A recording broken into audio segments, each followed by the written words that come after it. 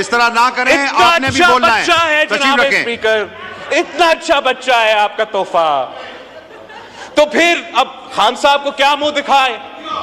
खान साहब को ये हवाई फायरिंग करता है हर दिन जनाब स्पीकर, हवाई फायरिंग बयान देता है, तो हमारा मासूम गवर्नर पख्तूनख्वा के खिलाफ बयान, तो गवर्नर साहब के लिए खान को तो भी खुश रखना है और सीएम भी रहना है जनाब स्पीकर। और मई 9 जैसा संगीन वाकया को मजम्मत करने के लिए तैयार नहीं।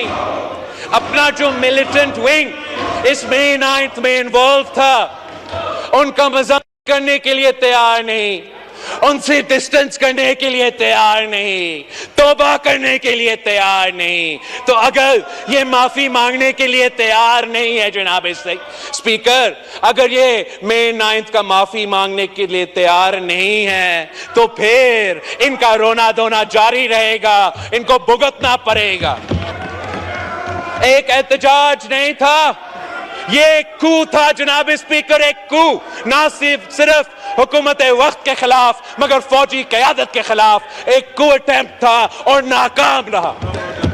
अगर वो ये करने के लिए तैयार नहीं है, तो फिर वो ये कह रहे हैं जनाब स्पीकर के ये सारे के सारे गंदे अंडे ही है।